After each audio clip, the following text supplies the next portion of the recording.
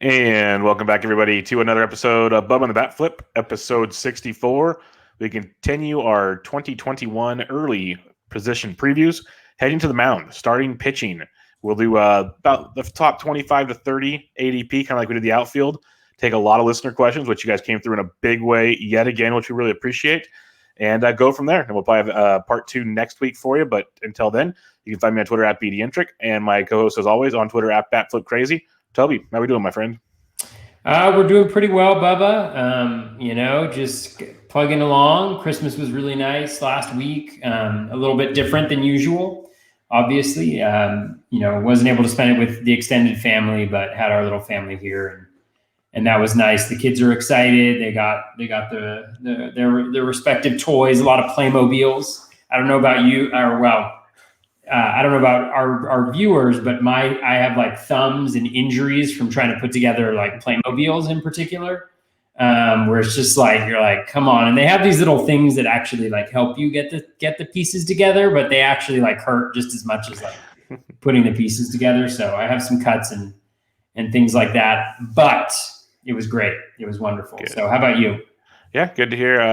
Just had a little small couple people, family, and watched the little one for her first Christmas. Just kind of take it all in, event overload. Like I said, telling you earlier, between all the two grandparents wanted to always hold her, or all the different toys that make noises. It was always something to keep her occupied while she was in between naps. Yeah. And that was entertaining to say the least. But it was fun. It was definitely different, like you said, which kind of stunk. At the same time, it worked out. Everything was good. But hopefully this time next year, we're not talking about the same thing. Let's just go that direction. I really hope so. Let's hope so. Yes. Vaccine on the way. Yes, on the way. But for now, we have the starting pitchers. And you guys, like I said, came through in a big way on questions yet again, which is awesome. So we'll spend the first hour or so going over the top 25 to 30. This ADP will be as of December 1st. And I made this list on Sunday, so it might have varied just a little bit by the time you listen, if there's a couple more drafts that have been completed. It's Draft Champions ADP as usual from December 1st start date. So usually the 3 to 4 week, sometimes less we do. It depends on what's going on, but it'll give us the gist of it, and we'll go from there. But your top 5, these are kind of, these aren't going to change too much. They might change the order, but the top 3 for sure everyone talks about. You have Garrett Cole, Jacob deGrom, Bieber, Bauer, Darvish. Cole's going around 5, deGrom around 7, Bieber around 9, Bauer around 15, and Darvish around 18. So that'll give you a little heads up there. So you got the 3 in the first round, technically Bauer's first round as well. How do you look at these guys, Toby? Like I said, the big 3, Cole, deGrom, Bieber's always a fun conversation. And then you got Bauer and Darvish just kind of hanging on right behind them. Yeah, I mean, I think the drafters so far have it right for me. I think Cole is still number 1. Obviously, he started out a little slow with the Yankees, had some home run troubles, but he was dynamite down the stretch for them. And I just think the combination of kind of past performance, skills, context, and health, he's number 1 for me. I think deGrom, like if I knew all of the guys were healthy and that they were going to give 200 innings, I think deGrom would probably be number 1. You look at some of the skills that he put up. Ryan Bloomfield, who started doing the Bloom boards again, which is fantastic. But the biggest, it's hard to believe, but like the biggest jump in swinging strike percentage on a four-seam fastball, or really, I think, well, I don't know about any pitch, but like four-seam fastball was deGrom, going from like 15% to like 21.5% swinging strike rate on his four-seam fastball, which is just absolutely unheard of. Obviously a small sample size, but the skills are just insane. The velocity was higher than it's ever been before. I mean, deGrom on a pitch-per-pitch basis, I think he's the best pitcher in the game. But I think there's a little bit more injury concern there for me than there is for Cole. And I think Cole with the Yankees, I think, with the dominant offense, I think that they will be, he'll be in a really nice position to do well. So I just think he's kind of the safest, and he's got everything you need. deGrom, the best, but there's a little bit of risk there. And then I think Bieber is probably the least risky from an injury perspective, just, given how hard he throws and that he hasn't had an injury history in the past. Part of the bump that he saw this year was good fortune, really high strand rate, really low BABIP, kind of like batted ball quality stuff that we hadn't really seen before. Part of that was an increase in velocity. I think he was up about a mile per hour year over year, which is always huge for us to see in starting pitchers. And then he developed the cutter, which gave him 3 pitches that are just, phenomenal. And so I don't think you can go wrong drafting any of those 3 pitchers. If I get one of those 3, I feel pretty good about how I've started. I guess it's kind of ridiculous to say, right? Like if I get one of the first 3, then I feel pretty good about how my pitching foundation is starting. Of course you did. You drafted an elite ace.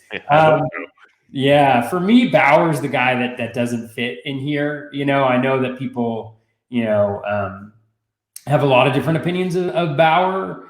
Just from a skills perspective, I think he was incredibly lucky last year on a variety of different respects. I mean, the BABIP was a career low, as my Fangraph page loads, 215. He had a 91% strand rate. So we know that that's definitely going to change. And one thing that I pointed out on a couple podcasts is, the skills don't really support the strikeout rate or the walk rate. The strikeout rate was super inflated. The walk rate was very low. And there's a lot of different maybe reasons for that. And I don't want to sound like a broken record, but I've talked to this about before. Ryan Bloomfield, thank you for the shout out for my new hat. Shout out to everybody on Twitter who voted for this hat. I appreciate it. That for those of you listening to the podcast, that's in the comments over here. And then, but for Bauer, I talked about this before, and I think it's legit. Some people may think that it's like getting too deep in the weeds, but when you look at how he did on full counts, he did his career record in full counts is a 0.87 strikeout to walk rate. So essentially for every walk that he has 0.87 strikeouts. This year in the short sample, it was over 3, right? So over 1,000 innings of Trevor Bauer's career in full counts, he walked and struck guys out at a fairly even amount. This time he had 3 strikeouts for every walk. And that's just not sustainable. If you look at the league average, it's right around 0.8.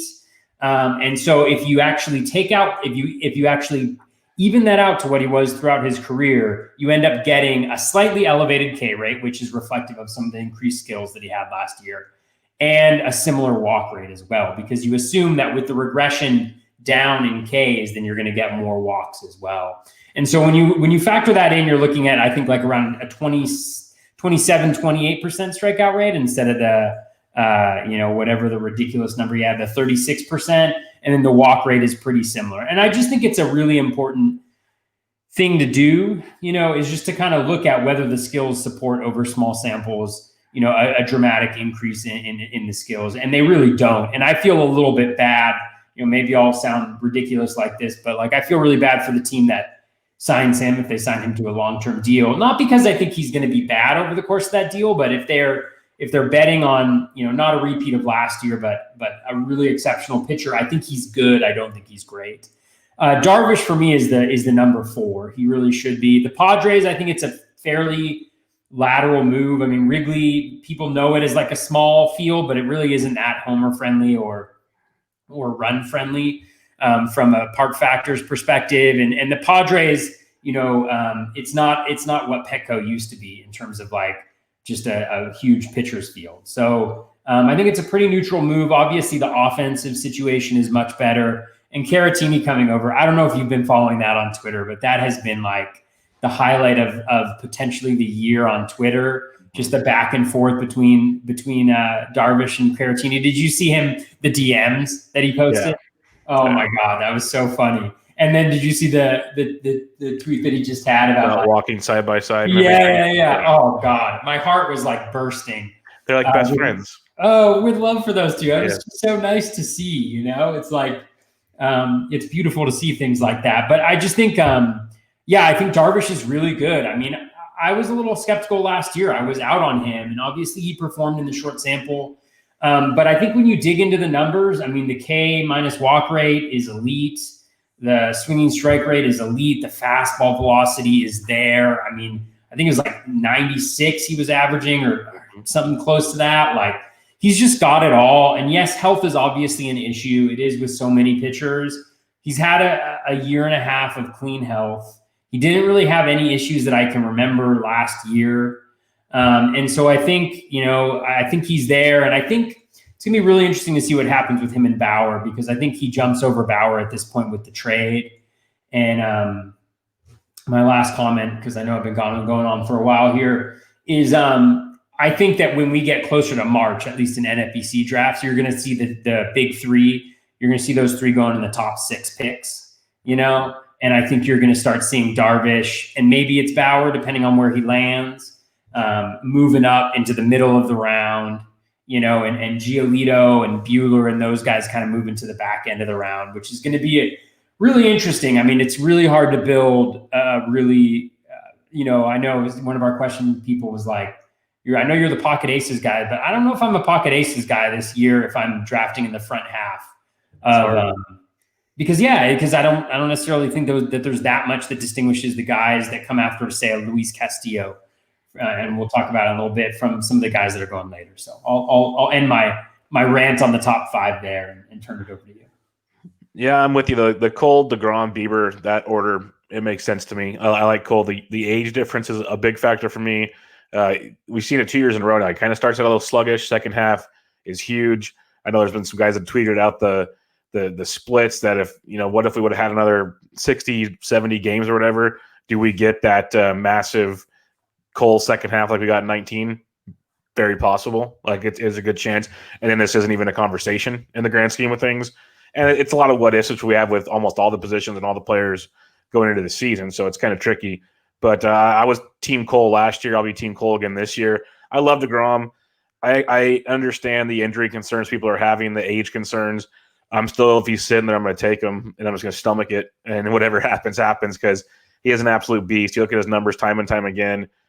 It's one of those that he hasn't had the serious injury, at least anytime soon, that scares me enough to go running away. Bieber's Bieber. I've voiced my opinion on Bieber. I respect who Bieber is. I think he's a very good pitcher. He deserves to be going here. I would draft him, but he still concerns me. He flirts with the edges so much. It's like if he's off at all, things can still get ugly. I know the velocity's gone up, which has helped a ton, because that was the big concern before. If he misses on the velocity's low, he's going to get hit around a lot. So that increased velocity, which people have talked about, like a mile per hour is all it takes, and that's a gigantic difference. It's just what if there's a little bump and things change? The offense behind is going to be horrible this year in Cleveland. So you might get DeGrom 2.0, where you might have like a 2.5 ERA or better and get you 3 wins or something. Like it could be dreadful with Bieber in Cleveland. So that's just another thing to keep in mind there. And then I have Darvish 4 as well. Speaking of Bauer, it is interesting. I know Dave Petrozello mentioned it in the chat here, and I was checking it out beforehand. There's a rumor going around that teams are Bauer's looking for 5 to 6 years, about 35 to 36 mil a year right now, which kind of ironic when he preached all he ever wants for 1-year deals. So that's going to be interesting. His agent's out there on Twitter doing things that Bauer and company do. So the regime's out there, making their noise, which is always kind of entertaining and kind of like, okay, just do it now. It was fun early. Now it's just like, I've had enough, just do it.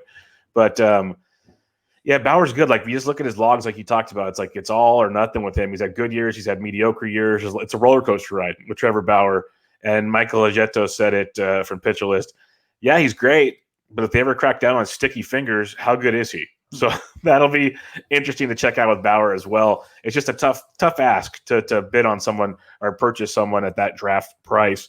And I love Darvish. You mentioned some things there. I got done. It should be out on Wednesday morning, I think, at Rotoballer. I wrote kind of the fantasy impact of him coming over to San Diego. And it stood out to me, like you said, people understand the park factors. They assume Wrigley and Petco.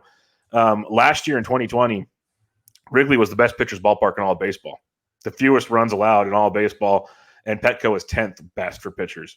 So it's not a huge gap, but it was a gap. Like Petco was almost more neutral, but Wrigley was like, if you do like ones an average on the scale, it was like 0.77. So it was down there pretty good. And then in 2019, Petco was 3rd best, Wrigley was 6th best. So it's always been people just think of day games with the wind blowing out, like here we go. But there's so many other wind blowing in games, the night games, like it's actually a pretty pitcher-friendly ballpark, like you mentioned. I don't think a lot of people think of that. So that kind of stood out as this kind of neutral shift here. Except, the biggest difference for me is Central Division we talked about, pretty cake to pitch in. Going to the West, outside of the Dodgers and Coors games, probably not that bad either in the grand scheme of things. So I think he's going to be fine. The Caratini part's huge. In 2019, when Darvish made his switch, Caratini kind of became his regular guy from then on out, and he saw the cutter get used a lot more, the four-seam fastball get used a lot less, slider get used more. So he did a whole pitch mix change, and it carries over. You look at all the graphs and everything, it kind of is just in line with the progression of how great he's been. So I got no problem with Darvish. People are going to point to he's 35 years old, or he's going to be turning 35 years old. He's had injury histories, but to me, he had 2 TJs in 2015, 2016. He really hasn't had a major injury since then. He's been pretty darn good since then. So I'll just be like, okay, you know what? He's figured it out. Let's go. So I'm with you there. It's Cole, DeGrom, Bieber. I got Darvish 4, Bauer 5. I just don't see myself drafting Bauer anywhere. I really don't. I don't think I'm going to take that gamble. Darvish, I will. I have had the conversation with people, though. It's hard when you see Darvish at the end of round 1. And yes, he's an elite type pitcher, but it's, do I go get a bat like a J-Ram or a shortstop or one of these guys and then go and get like a Lucas Giolito in the next round? Like things like that, a younger arm that we see that keeps getting better. That's more the discussion than does Darvish deserve to be where he's at to me. It's do these guys like you kind of mentioned, we'll talk about it here in just a second, like Walker Buehlers, the Giolitos, the Nolas, those guys that are coming up.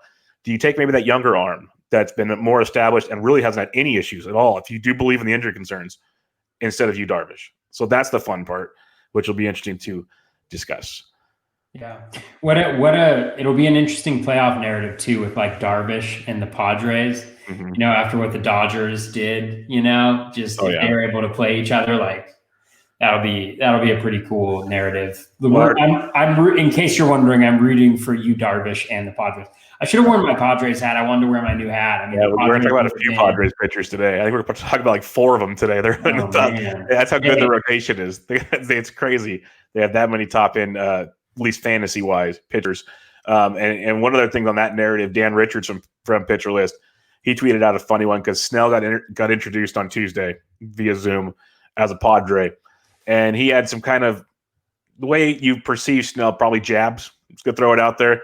He mentioned he's looking forward to pitching for the Padres. He's looking forward to a coaching staff that lets his pitchers pitch deep into games. He's looking forward to being able to pitch past the 16 and prove to people he can pitch. He said that a few times. And so Dan Richards said a funny one. Oh, you can see it now.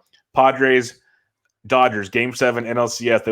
They let Snell go into the 7th, and he blows the game, and Dodgers go to the World Series. It's just it's karma to like the T of what's going to happen. So we'll see. But it was Snell doing the snark that we know Snell to be, which is I kind of respect at times too. Yeah, for sure. All right, 6 through 10 on the list. You got Buehler at pick 18.5, Giolito at 20, Nola at 23, Scherzer, who just keeps falling down to about 27, 28, and then Luis Castillo at 28. Where do you go with pick 6 through 10? Yeah, I mean, it's an interesting group. There's 2 that kind of stand out. Well, maybe 2.5 that really stand out for me. Buehler is tough for me to take. I think Buehler's great. He's really good. The situation is terrific as well. He's always been a slow starter, and I just wonder, we may get not a 60-game season, but we may be looking at a shorter season than the usual length if they push it out to a May start, something like that.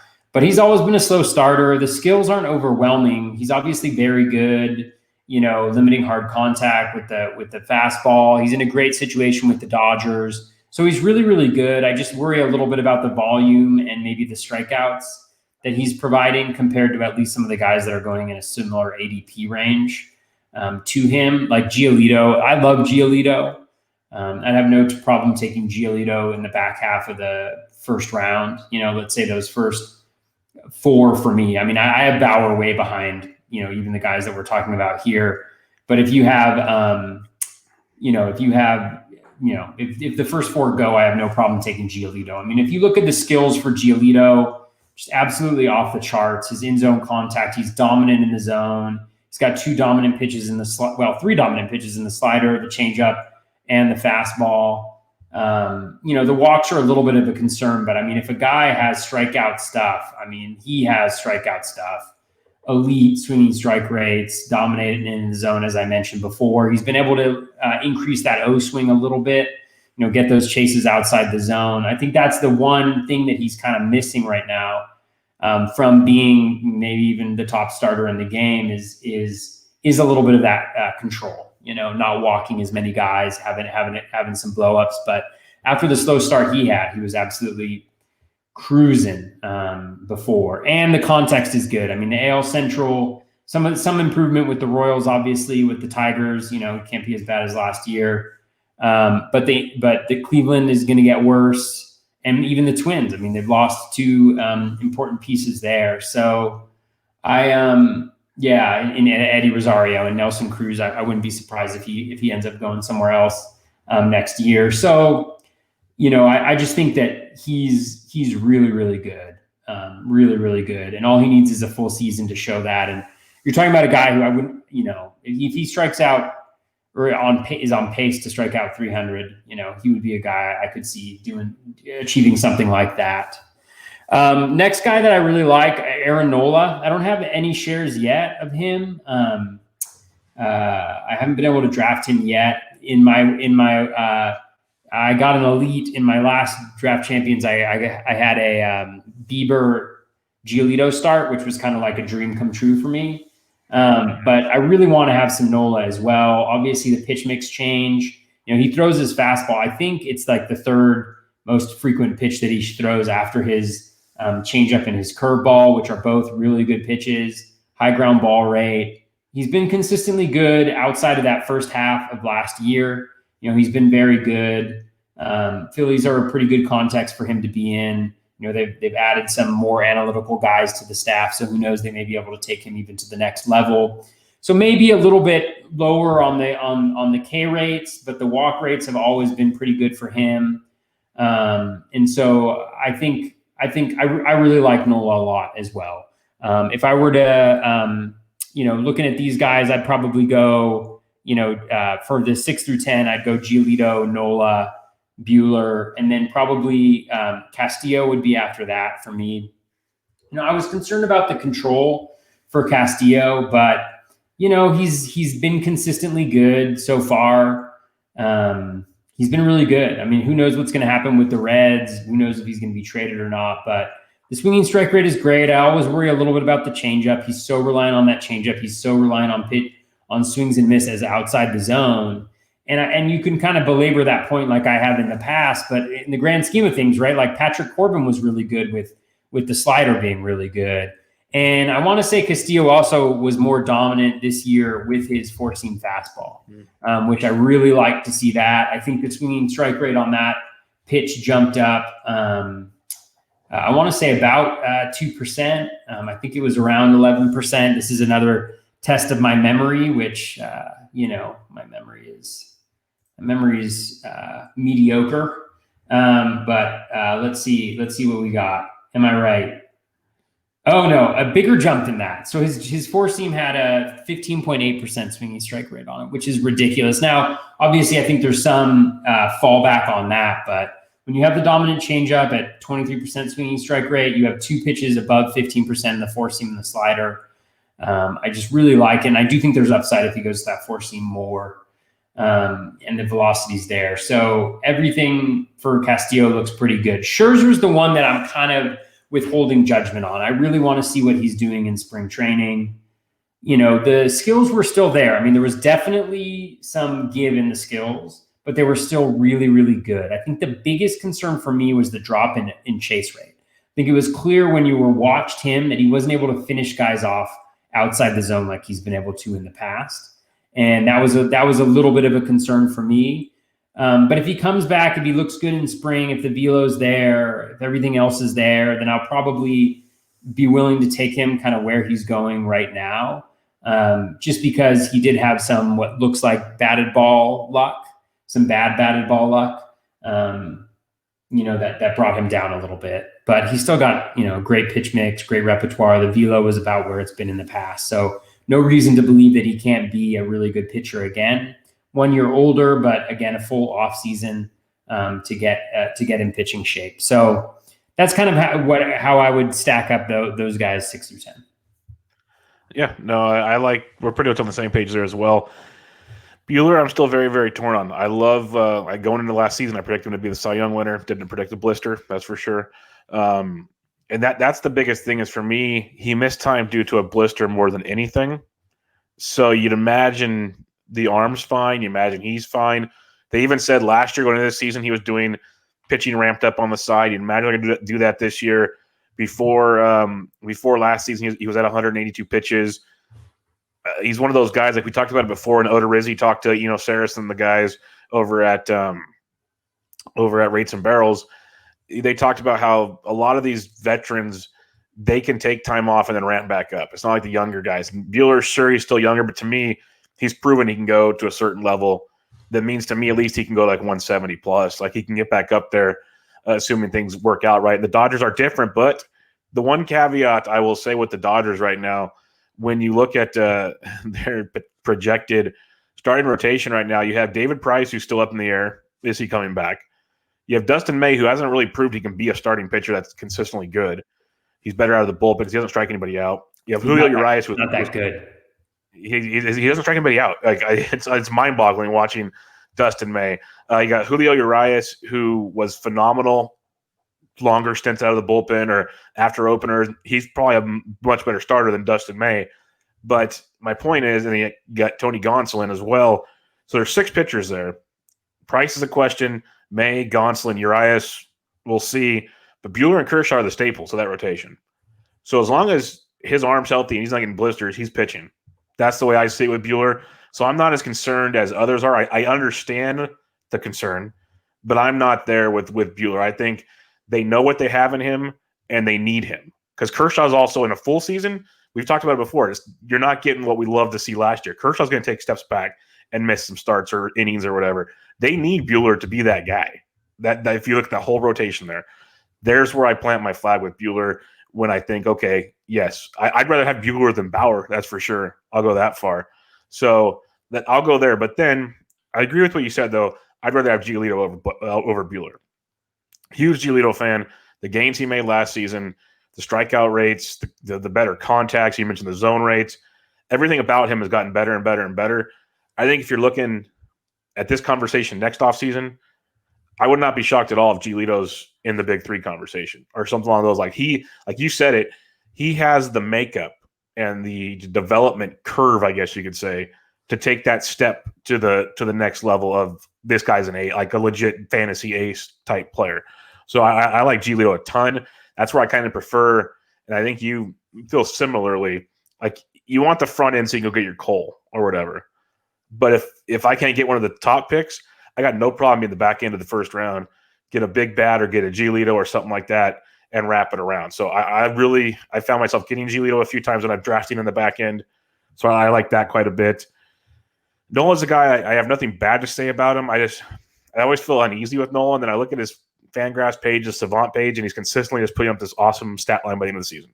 Like he's not jumping off the page. He's not flashy. You're not like tuning into MLB Tonight and Nola had, a one-hit shutout or like all these guys. He's not Garrett Cole striking out 14 and 7 innings. You don't see that with Nola consistently. But you look at his overall stat line, it's great. He's perfect for fantasy. It's what you want in an ace. So I got no problems with him. Scherzer, I can't do it. He just reminds me too much of Verlander and company. I just can't do it. Like you mentioned, the velocity is going to be there. He's going to be great. I won't go that direction. And then Castillo, I absolutely love. While you were talking, I was looking more at the pitch leaderboard and Savant and everything. And he's even starting to incorporate his slider even more. And his slider is just legit nasty. It's actually got the best like swinging strike rates and put out rates and all that. Well, not swinging strike, but like put away rates and all those things that you look at that are kind of secondary stuff initially, but kind of justify how effective that pitch is. It's just a matter of trusting him more and using him more because he still uses that changeup a ton, like you mentioned. Uses his four seam, a sinker that's kind of nasty. If he can keep elevating that slider up there, at least above the sinker, mix that in there as a good number 3 pitch, he could take another step. And I like Castillo quite a bit. He's a guy I'm looking at the back end of round 2s.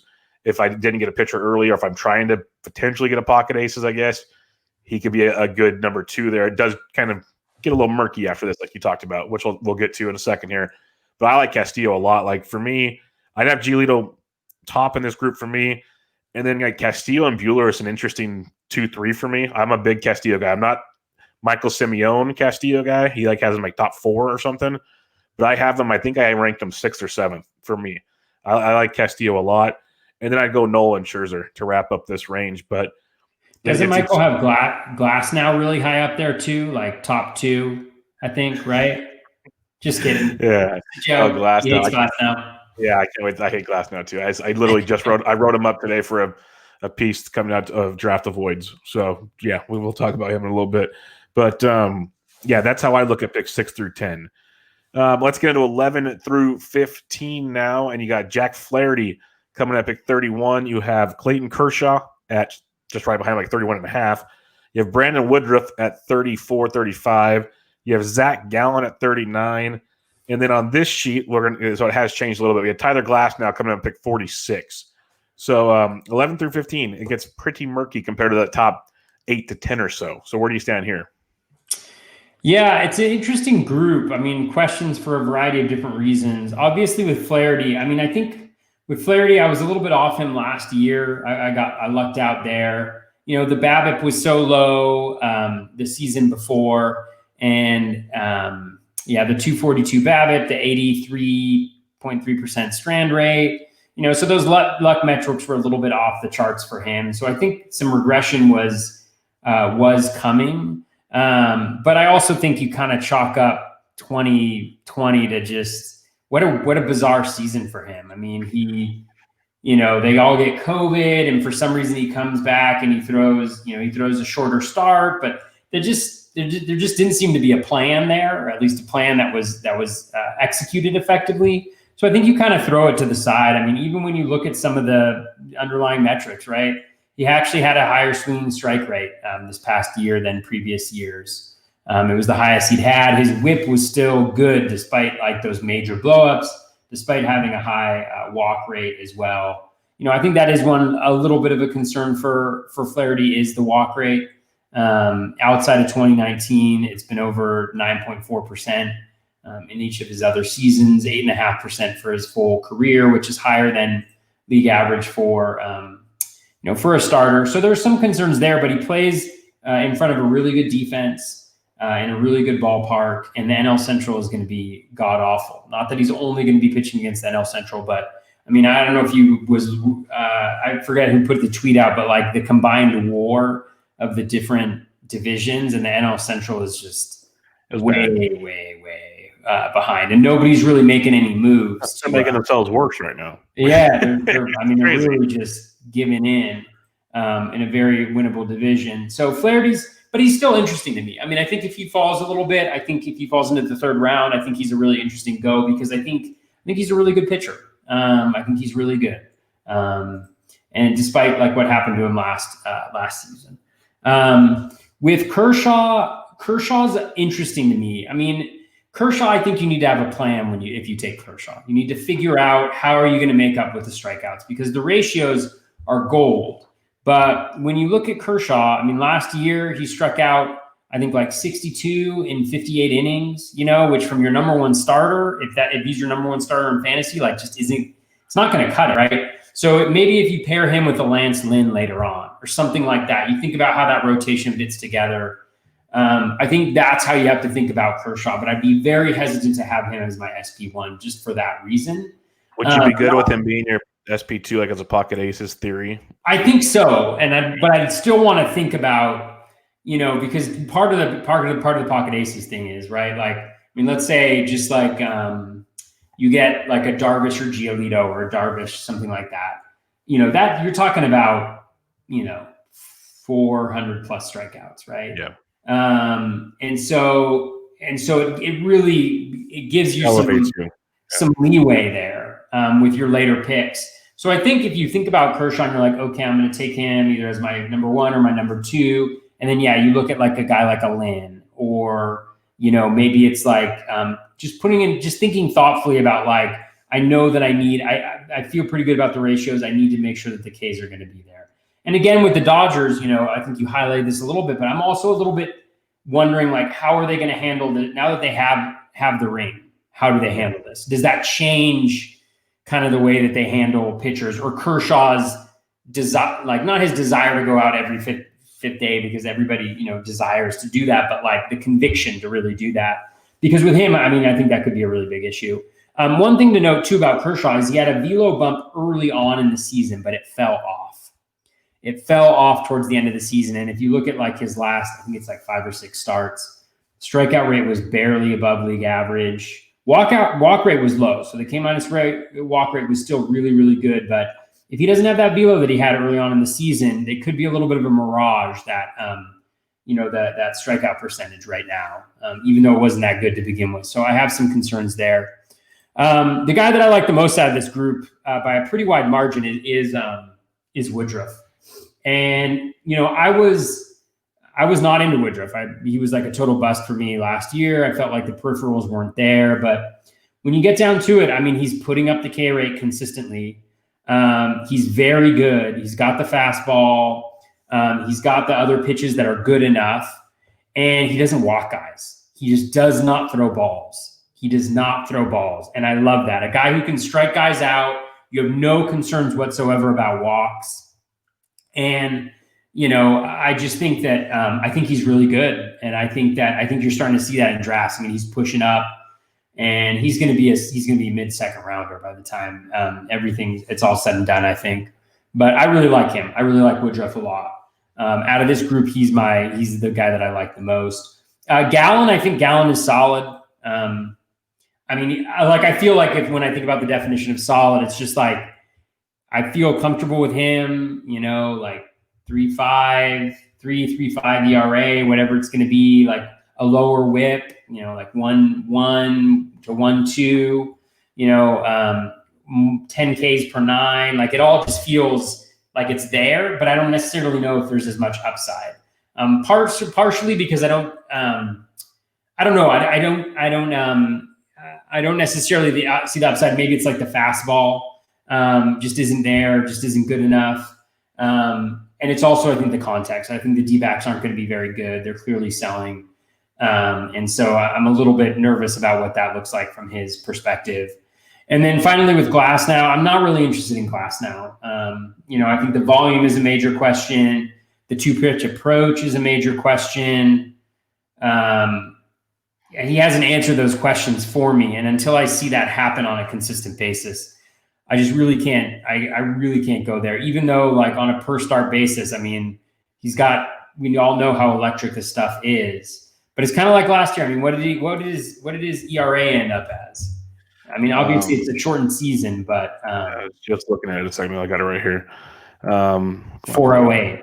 Yeah. But XFIP 275. No, I'm just kidding. So it's just, it worries me that the high walk rate. Obviously, again, the strikeout stuff, the Ks per 9, they're all beautiful. I mean, even the whip is really good too. So maybe I'm just not there yet. On the right I should be, but you're fine. But I can't buy in there, especially, where he's going. He just keeps on moving up and up, and I can't get there. Seems like a really nice dude, but I just can't. A great dude. I can't get in support. Did you see him dunking? Yes. Those are the off-season workout videos that I live for. Not here's Miggy jumping rope. It's like Glasnow slamming it down. Like that's what I'm talking about. Glasnow slamming it down. Bartolo Colon dancing some salsa. That's the kind of stuff I'm here for. Absolutely. Give me all of that. Jack Flaherty. This is a guy that I was with you. I was not on last year. I said he was getting drafted too high. I'm not going to take a victory lap on that because I can't claim COVID was going to happen and destroy his whole team. Like that wasn't my thought process. But the walk rate is very concerning, as you mentioned. I don't know. He's going to have some runs. I think they're very, very good. This is why it gets to the part where you get to like a steal, and then do you really trust these guys, or would you rather, the next 10 guys where you have Maedas and Lins and Sonny Grays and Carrascos? You can wait around and maybe get one of those guys instead. That's probably where I'm going to go. I'm going to take a bat instead of a Jack Flaherty, which a lot of people disagree with, but that's kind of where I'm at that progression of things. So, I'm not in on Flaherty this year. Kershaw, I've always liked. He was going later than this last year, for crying out loud. Like he has a big shortened season, and now everyone's in on Kershaw again. We knew when we talked about Kershaw before that pandemic hit in our first starting pitching preview, we were all like, okay, 150 awesome innings. That's probably what you're going to get this year too. 150 to 160 awesome innings, which is great. and I'm all for it. But like you said, you better have a plan. It's kind of like there's a big Adalberto Mondesi talk today. We talked about him on our pod. You have these guys, or let's say other injury type players. You have to have a plan in place. What's the replacement when they're out? Kershaw's going to miss some time here or there, even if it's a fake IL stint by the Dodgers. Do you have something that's going to fill in for this? Do you have other situations, just not enough fill in, like you said? Like, do you have a guy that's going to get you extra strikeouts or get the counting stats to fill for Kershaw? So that's a great point you make, because I'm not going to be the guy that says don't draft Kershaw, because I do think in a year where we're coming off 2020 and not all pitchers are stretched out the way we want them to be, like I do believe some of the big dogs are going to they're going to throw like normal. There are going to be a lot of arms that they're going to take, not just the Dodgers, but in general, teams are going to take precautions with. There's no hiding that. It's going to happen. So Kershaw seems like a great candidate at his age with his back problems. Just got the ring, like you said, so he pitched even more innings in the playoffs. Might be a good idea to kind of let him save it up, because at the same time, they could easily make another run next year, and they want him in the World Series. If you waste all the bullets during the regular season, it's going to really stink to lose again in October. So it's one of those deals that you wouldn't be shocked at any time if Kershaw misses by the end of the season a total of like a month of action. And that's very realistic. So not saying don't draft him, because he is very good, but keep that in mind. I love Woodruff. You mentioned it. I was on actually Michael Simeon's podcast a month ago or whatever, and we were talking about different ADP pitchers. This range came up. We both like Woodruff in this range, and we joked that if Corbin Burns didn't have the year he had, people would still be raving about Brandon Woodruff. Like, they've almost forgot how good he was. It's good to see NFBC drafters have not forgot how good he was, because he's still a top 15 pitcher. But he's as consistent as they come. Pretty much 6 or more innings every start, with like 2 runs or less in like 80 to 85% of his starts, 6+ Ks in most starts. Like, the dude is a fantasy goldmine. You literally just plug him in, walk away. That's the beauty of a pitcher. If you don't have to worry about the matchups, just pitch him and go. Woodruff was that guy. So I love Woodruff. I'm 100% backing everything you had to say. I love everything about him. Go get him. Zach Gallen was great last year. Struggled like the last 3.5 starts or so. I liked him when he was a lot cheaper last year, I'll be honest, because he still walks a lot of guys. The strikeout stuff can vary from time to time. He did show some flaws, and you mentioned the Diamondbacks are going to be an issue. So if he falls a little more, if he falls into like round 4 or 5-ish, which I don't think it'll happen, but if he does, much more appealing to me was Zach Gallen. And then Tyler Glasnow, I'll have 0 Tyler Glasnow. I pulled up some stuff here as well. 4-seam, curveball, changeup, those are his pitches. It's mainly curveball, 4-seam. That's pretty much what he's going with here. And it's a whole lot of because if it's not effective in the zone, it's getting hit very hard. The 4-seam fastball had almost 48% hard hit rate last year, which was dreadful. It's really, really brutal when it comes down to what he does. And the biggest problem with him is he doesn't get through the counts quickly. Strikeouts are great. He's got a great strikeout rate, but he's not striking guys out fast enough because he's walking too many guys, are working too deep in counts. The Rays are babying him. You look at his stats. I think he went over 5 innings, like 4 of his 12 starts, and he only went over like 75 pitches 3 times. They were yanking him early, and people are saying because Snell's gone, he's the ace, he's going to go longer. Maybe. What's longer? Another inning? Is that really going to do it for you? So now he's going 5 to 6 innings in every start. Is that your ace? No, it's not. So that's the problem. He's got great stuff. He needs to execute a third pitch better. He needs to be more efficient while he pitches. Those are 2 things that are going to be very, very important with Glasnow. Until he does that, I will not be drafting him anywhere. So that's my take on Tyler Glasnow. 16 through 20, Kenta Maeda has actually jumped Glasnow. Glasnow is 46.27. Maeda is 46.13. But we have him at 16. Pick 7 or pitcher 17, Blake Snell at pick 52. You have Corbin Burns at 54, Zach Plesac at 58, and Max Fried at 59. So this is a group that you might pass over most of them as well. But what do you like here? Yeah, I mean, this generally is a passover group for me. Not that I don't necessarily like them, but just with my general approach to pitching. So with Maeda, I think Maeda is really good. I don't think there's any doubt about that. The pitch mix change. He's got multiple elite offerings. You love to see that. I just have questions about the volume that we're going to get. He was also incredibly lucky with both the BABIP and the strand rates being way out of whack, I think, from where they probably should have been. And so I worry a little bit about that regression, and then I just worry about the volume, especially where you're drafting him in drafts, right? To be your, for some people it's their SP1, but SP2 range, and I just don't know if I trust it enough. But I like him. He's really good. He's a really good pitcher. I just think from what I expect to get from him this year, I wouldn't want to draft him where he's going right now. For Snell, again, he's. I know a lot of people. I think his ADP is going to rise now that he's with the Padres, because people are going to expect him to go a little bit deeper in games, and that could be the case. The thing with Snell is when he had his most dominant season, there was obviously some luck involved, but he also had his highest fastball velocity. I want to say he was at like 96.5 miles per hour back in 2018. And progressively that fastball velo has declined. And as a result, the outcomes on that fastball have declined as well. And I think it helps, maybe the other pitches are dominant. Like he's got an incredible arsenal, but maybe it allows guys to hang in a little bit longer with him. And I think efficiency is a huge issue. It's not really that the Rays pulled him so early. It's that, he's not efficient with his pitches. He goes deep into counts. He walks a lot of guys. And so I don't necessarily know if that's going to change or not. So very good pitcher, and then there's also the volume question, right? I mean, he has 157 innings over the last 2 seasons. Injuries have been a major factor throughout his career. And so, do I want to mess with that in this spot? Maybe at the current price, but I think, where he's going to go, I expect him to start going in the third round pretty regularly. I got him in one draft where he went like, I think 54 or 56, and I felt pretty good. He was my SP3 at that point. So I felt pretty good about that one. Burns is a major volume question for me.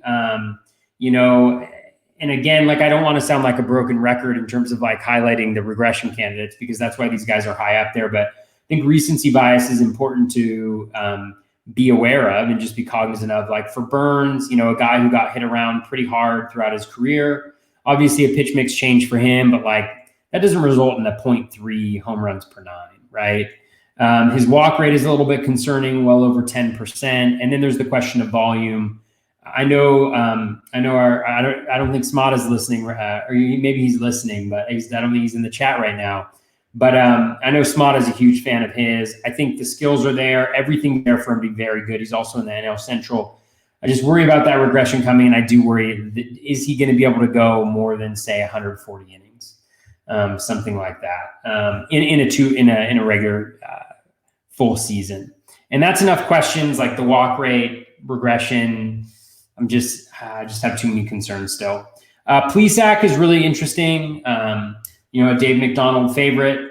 I think there's lot to love about Zach Plesac's profile. What I find interesting is he actually lost about a mile per hour on his fastball, but was still more effective, because of pitch mix changes, I think. And so, I think he's really good. I mean, he gets a lot of strikes. The swinging strike rate was really nice, over 14%.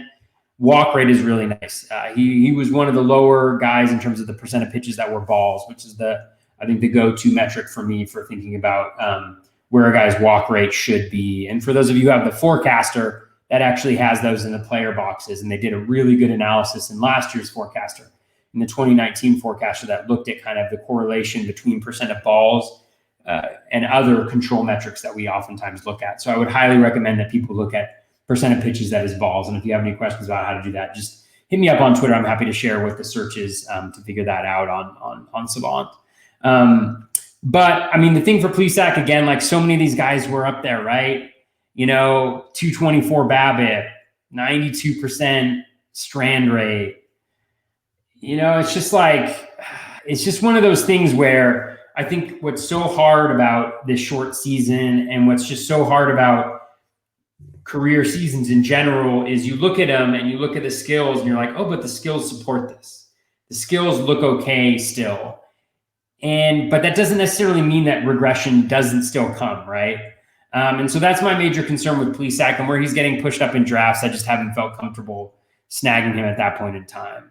Max Fried is a not to be confused with Max Freeze, is a total fade for me. I think that Fried, he just doesn't offer you the K upside that you need. He's very reliant on managing contact, which is fine because I think he's shown throughout his career that he can be pretty good at that. But elevated walk rate, lower strikeout rate, doesn't really have the same type of dominant repertoire as the other guys who are going in and around him. So he's a total fade for me. I mean, just draft like Ryan Yarborough at, whatever, pick 240, who's not going to be quite as good, but I think will actually be fairly decently similar, or Kyle Hendricks, like a bunch of picks later. Maybe you're going to get a little bit more Ks with Max Fried, but I just don't think he's elite starting pitching material. So I would not draft him anywhere close to where he's going right now. All right. You mentioned Maeda. The thing with Maeda for me, kind of how you're mentioning, is I want to know exactly what the workload the Twins are going to give him, because it was like almost 6 innings and out, sometimes 7. They didn't let him go too deep into games. Pitch count would be like 90 to 100. They wouldn't push him. 6 innings every start's great, but if he's having any issues, then, well, there goes that. So that's my question there. He's like super efficient last year, not walking guys. Everything was like the perfect storm for Kenta Maeda last year, and I'm wondering how much is a replication of that possible? And I guess it's pretty not very much. But like you look at Steamer, for instance, they have him projected to go with a 4.43 ERA instead of a 2.70. So with fewer Ks and more walks, which it makes sense. If he's walking more guys, probably in more trouble. Hence the blow up potential there with Kenta Maeda. So that's definitely something I'd be concerned about with him. Blake Snell, I won't draft Blake Snell pretty much anywhere. That's one of my biggest issues with Blake Snell, is between not knowing exactly what the Padres are going to do with him. I think you tweeted out, and the Jeff Zimmerman tweeted some stuff out about third time through the order with Snell and different things like that. Those are interesting stats. And to me, he does have a lot of injury concerns for a young pitcher. There's been a lot of issues with Blake Snell. So I know I tweeted it, Alex Fast tweeted it, and some other guys that tweeted it. 3 years of a very affordable young arm that was a Cy Young Award winner. I know the Rays like to trade things, but 3 years of control to get back 4 prospects without any of the top prospects coming makes you wonder, do the Rays know something we don't know? I could be pure speculation, pure just being crazy, trying to justify my thoughts. But it just seems odd to be moving him this early. Usually you see deals like 2 years left, 1 year left, stuff like that. 3 years to not get a haul that you'd expect for a former Cy Young, like a really recent former Cy Young winner, seemed a bit odd to me. So that could just be me kind of trying to justify things, but not what I was expecting there. So no Blake Snell for me. Corbin Burns, you mentioned Smata loves him. I love Corbin Burns. I just don't think I love him enough to draft him where he's getting drafted at. That's my problem with Corbin Burns is the draft price for a guy that's probably not going to give you a ton of innings that you need at this point in the draft. That's the issue. So like we mentioned with Kershaw, you need a plan for Kershaw. You better have a heck of a plan for drafting Burns, because there's a good chance he gets really limited to innings, maybe even less than Kershaw. And that's always something to be concerned about. Plesac, now that's the guy that has my attention. Let's put it that way. When I look at a guy like Plesac, you mentioned the pitch mix changes. So while you were talking, I kind of pulled up Savant, looked at the graphs there. I pulled up the leaderboard now, and that's why I was kind of stuttering, because I was trying to get this page loaded up because I wanted to see the difference in his pitch mix this year and how much was legit and how much wasn't. Because if you look at Savant, his four-seam fastball usage when he was using it, he's getting hit a ton. And then his changeup and his slider have been outstanding. Like the changeup's batting average against was 125, where the slider was .069. like the WOBA .085. The slider was filthy. And it's really weird. Like, I'd love to really take some extra time to look into it now that you mentioned it. You look at his game logs and his pitch mix changes. The fastball was usually up there, but sometimes it dropped. The sliders and changeups, like there was really no consistency. Like we talked about how Darvish changed things and certain guys changed it, and then just kind of this is now the main pitch, so on and so forth. Plesac was fluctuating a lot. Like it was one of those weird deals. Like maybe he's in the bullpen and hey, this pitch is working today, this pitch isn't. I don't know. But in the grand scheme of things, all things, no matter what reasoning behind it was, the four-seam fastball hit a ton. Like if it was in the zone, it was in trouble. He was very good at living on the outsides in the shadow area. That's what was helping Plesac a ton. So, and then it opened up the slider and the changeup, something we've seen with other pitchers, a la Bieber and company in Cleveland. So it'd be really interesting, a deeper dive on him. Like his slider deserved ERA, according to the pitch leaderboard, minus 2.14. That's how good it was. That's impossible. That's what I thought, but that's literally his deserved ERA for his fastball is 6.17, slider minus 2.14, changeup 0.13. So I'm not a rocket scientist, but just looking at that, like it's very similar on the rest of the numbers on how good they were. I might use the slider and change it up a little more. Just throwing it out there. If he does that this year, Dave McDonald's going to win again. Just going to throw it out there. Because just looking at how different these pitches are, that makes me actually – I wasn't willing to pay the draft price for Plesac because in my head I'm thinking he's getting rushed up there because of all the talk and all this stuff. But the more I look at these numbers, if he's going to give you, say, 160 to 170-plus innings, give or take, which Cleveland likes to pitch their guys. If they're pitching well, they're going to throw them innings. That's just how it's going to go. And he starts using that slider and changeup more, it's going to be a very good year for Zach Plesac. So that's very intriguing. And then Max Fried, I love Max Fried, similar to Gallen, much better value last season. Fried was very fortunate on the home run to fly ball ratio. Regression is coming in that regard. Still going to be a very good pitcher. Probably not at this point in the draft. There's some guys in the next grouping that I like a lot compared to Max Fried and company. So in this set, I got Burns, Plesac as my top two. Probably not drafting the other three.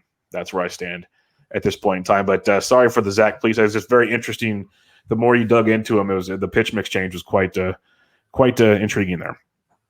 All right, 21 through 25. You got Lance Lynn at pick 61, Sonny Gray at 64, Carrasco at 65, Dinelson Lamet at 68, and Steven Strasburg at 73. How do you go about this group of five? What a group. That's one way to say it. That's for darn sure. I like the first three. The last two go. It's a fascinating group. I mean, Lynn, I like Lynn a lot because I think you know what you're kind of going to get. It's interesting because he started out the season so incredibly well, right? And we all remember. I mean, I remember. It lost me quite a decent amount of money. I think in the main, that blow up against the Astros is what seared into everybody's memory, right? Who had him last year, but he actually ended up being kind of pretty unlucky. So if you look at, 3.32 ERA, 4.19 FIP, probably as a result of the 1.39 home runs per nine, which is way above anything that he's really posted, outside of maybe one season, which was his first one back from Tommy John surgery. So, I mean, the K- walk rate was solid. All of the numbers were fairly solid. I think, there's some regression maybe in the BABIP that compensates, but with the White Sox, I think he's in a great environment. Obviously, the field isn't the best in the world, but I think that with the way that he pitches, I'm not super concerned about that. So I think you're going to get a lot of strikeouts. I think the ratios are a little suspect, but I think they still should be pretty solid. So I like him, especially if you do have Kershaw, as one of your starting pitchers earlier on, or you're not as confident in maybe the strikeouts. I think that he's a really nice little addition. Obviously more expensive than before, but I've actually drafted him at pick 58 last year, I think in a main event. So Sonny Gray worries me a lot. He was really good at the beginning of the season, and then it all kind of fell off. If you look at across the board, fastball velocity dropped considerably. The walk rate it scares me a little bit. So I'm kind of off of Sonny, maybe to my detriment because he's been from a strikeout perspective, from a CSW perspective, like the guy is just he looks really good. But I worry about that walk rate a lot, and I worry about that diminishing fastball velocity. So it's also because Carlos Carrasco's here. I just think that he's probably, one of the better guys in terms of, just where he's going, I think, and where he can end up. Last year he was very good. He got a lot better as the season progressed, which, again, small sample sizes, so you're not sure whether that's like the competition that he's going up against or whatnot. But what was really I liked a lot was the improvement in the walk rate over the course of the season, because the walk rate looks a little bit higher than it normally is. But when you break it down by kind of how the season progressed, it got progressively better, because he always has a really high O swing chase rate. So chasing on pitches outside the zone.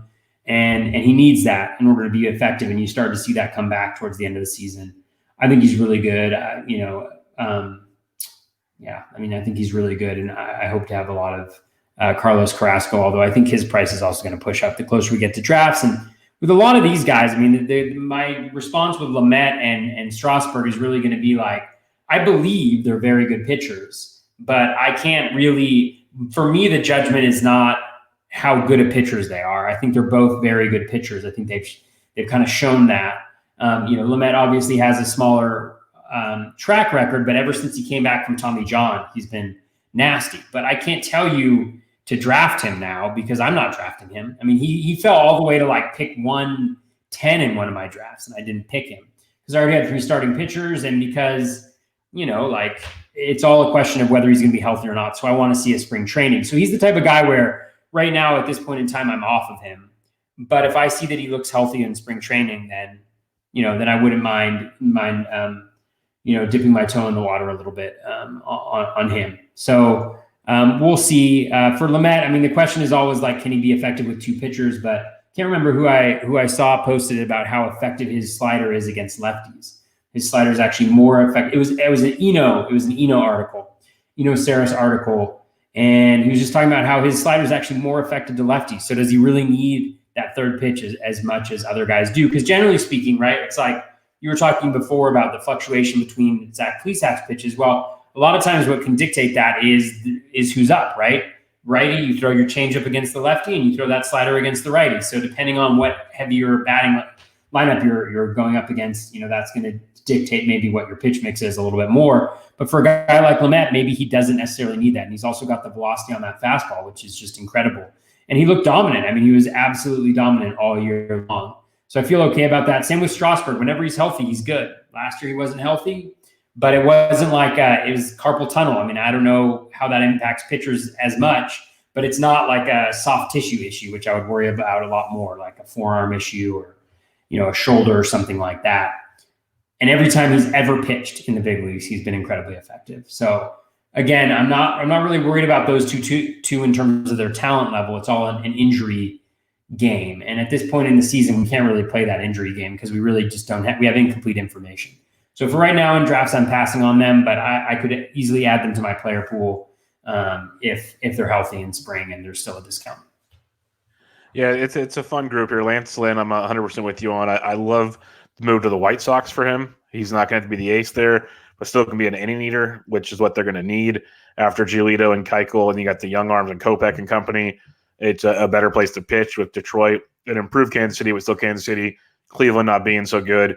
So, and Minnesota, they might be taking a step back as well. So I love Lance Lynn there. I think he's a great pick as an SP2, potentially SP3, depending on how you draft, which is really, really strong.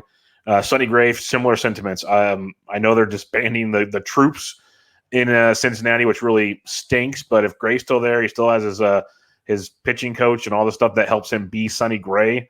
The development he's gone through the last couple of years. There's not many guys. You're going to see a lot of bloom boards, like you mentioned, that favor things Sonny Gray's doing. They happened last year. A lot of Sonny Gray there. Alex Fast will tweet out a lot of stuff. Sonny Gray shows up on a lot of boards involving things that we need, the swinging strike rates, the K to walk rates, the improvements here, there, whatever. Sonny Gray shows up on these lists, and he's just ridiculously talented. At this point in the draft, where you're getting him as an SP2 or SP3 is a very, very lucky situation here. So I like Sonny Gray a lot, and I love Carlos Carrasco, as you mentioned. Once he started getting healthier last year, started looking like the Carrasco of old. He's getting old, period, which is, always confusing. Every time I see his age, I'm like, he's really that old already? Well, yeah, he's in his mid-30s. Like, he's getting up there for pitching years, but he's still very, very good. He's still the elder statesman of that staff. They're going to let him pitch. They were letting him pitch once healthy, so don't think that's a concern. They really have no reason to limit his innings. Like, you could see them being, okay, please sack Bieber. Like, I'm not saying they're going to, or Savali, or one of these other young arms in McKenzie or something. Hey, we're going to limit you guys a little bit because we need to save you guys, which for trade bait probably, because that's what they're doing now. But Carrasco's going to pitch. He's going to pitch every fifth day he can. They're going to give him 100 to 120 pitches every time. And at this point in the draft, that's awesome to get. So I love Carrasco. I'm with you 100%. He's my favorite in this group. And then it goes Gray, then Lynn for me, actually. But Gray and Lynn are 1As, 1B type. They're really, really close. Lamet Strasburg, I'll be real quick here. I've said it on many shows. Lamet, I will not touch. The 2 pitches, I don't do that with these guys very often. I agree the slider is very good. I'm not going to disagree with that. But anytime he's been off, it's disastrous. We've seen that because he relies on the fastball. It's hit very, very hard. And more importantly, the injury concerns with him are just not going to work for me. Like, there's legit conversations. Does he even start the season with the Padres? Like, is this a reason they're making all these trades? Not just to make them one of the best rotations in baseball, but to give them depth, because they already lost Clevenger. Are they losing Lamet for some time as well? Serious concerns. And then Strasburg, like you said, anytime he's pitched in the bigs, it's been amazing. But last year he pitched 2 starts for a total of 5 innings. And he missed majority of the season due to a nerve injury in his hand. That concerns me. Like, nerve injury, is it going to be healthy? It should be healthy, but nerves are kind of scary because those can just kind of at any time. So I'm really, really concerned there with Strasburg. I think I'll just pass at that point and go with some guys later on or figure something else out. So I love Carrasco. I love Gray. I love Lynn. I like them a lot. So I'll be trying to get one of those guys as an SP2, SP3, passing on the rest. All right, as we dig in to 26 through 30 to wrap up this round of starting pitcher, you got Hungjin Ryu at pick 78, Framber Valdez up to 82, Jose Barrios at 85, Kyle Hendricks at 86, and Zach Wheeler at 87. Good group here, actually. I like this group quite a bit. What do you like in here? I like Framber Valdez. That's kind of who I like in this group. Probably the only one that I'll have any shares of.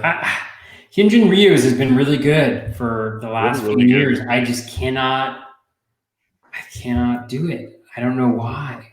I mean, and obviously Kyle Hendricks has moved up. We used to be able to rely on him at pick 150 plus, but for Ryu, I just can't do it. I mean, I think as I was diving in, so I faced like this dilemma of whether to get him or Framber, and Ryu actually had like a pretty good strikeout, per innings pitched. His strikeout rate was higher than usual. The walk rate also went out considerably. But then when I dove into it, I think I was looking at his, I just moved off the page. His CSW was actually really 27.3%. Like that's horrendous. It's like 1.3% worse than league average for Ryu. So I was kind of like, why is that strikeout rate so high? That's not good. And that's actually the worst that it's been in a number of years for him. And so that was a little bit of an issue. The increase in the walk rate was a little bit of an issue. And I guess it's just like buying kind of this ratios profile, although it's beautiful ratios profile. It's outstanding. So it's probably just a deficiency in me, but I just couldn't do it. I wanted to get Framber. So again, Ryu, he's a really good pitcher. He's been a really good pitcher. He's probably accurately priced, and I'm just going to miss out on him because I'm stubborn. That's not very good analysis, so don't listen to it, Framber I really like a lot because I think he has a combination of slightly better than league average strikeout stuff. He's got the great curveball that he can go to, but he's got 3 pitches that generate huge ground ball rates. He's above 60% ground ball rate. And when you pair a 60% plus ground ball rate with a better than league average strikeout rate and probably about a league average walk rate, I just think that there's a really nice floor there for him. He plays in a really great ballpark in Houston for a team that should continue to be really good. I think he's going to get the volume. I think he's going to be really good. So I like him a lot. I have him a lot. He's probably my most owned pitcher right now. I think I have him in 3 or 4 out of 6 drafts that I've had, because I think as an SP3, I just love him as an SP3. Like, you get your 2 aces that have a really nice ceiling. And then I think just for where he's going, just a really nice combination of ceiling and floor. And I could just be making this up, but I really like that combination for him. That curveball is devastating. And it's the type of pitch that you can throw so often, because even when it gets hit, just nothing happens with it. It's just, I love it for that reason. So I'm a big Framber Valdez fan. Berrios, I think there's actually some intriguing things about Berrios. The increase in velocity. He obviously struggled early on, righted the ship a little bit after that. I just think he's mediocre. There's nothing that tells me that Berrios can develop the repertoire that one needs to be a dominant pitcher. And so he's fine, but I don't want a fine guy here. I think you can get those types of guys at different points in the draft. So maybe he gets a little bit more volume just because he's kind of the ace of that staff, before Maeda, but he's going to get you that consistent, volume. But I just don't like Berrios' profile. I just don't think he's ever going to develop the repertoire that he needs to be a really elite pitcher in the league. So I'm kind of shying away from him. Hendricks, love Kyle Hendricks, don't love the price. I just don't want to pay for that profile this high up in the draft. Ratio stabilizers are great, especially with what the Cubs are doing, though. Are the wins going to be there like they maybe usually are? The ratios are going to be great. But again, I think there's similar guys like a Ryan Yarborough, who's going later. I mentioned him again because I really like Yarborough a lot, who has a fairly similar profile and I think can get you pretty similar results. Zach Wheeler and Berrios are actually a pretty good comp to each other, I think. I just think that they're both fine, but I don't think they're ever going to be really, really good. I just don't think they have the strikeout upside that I necessarily want. But if I have a pretty stable, if I have those 2 really good guys at the top, maybe, those two aces, and that's all you're looking for is the stable profile. Maybe I'm thinking about this wrong now that I think about it. Maybe those are the types of guys that I want to be filling in, where maybe the ceiling isn't there, but the floor also seems pretty decent. I think they're pretty comparable guys. Maybe I like Wheeler a little bit more.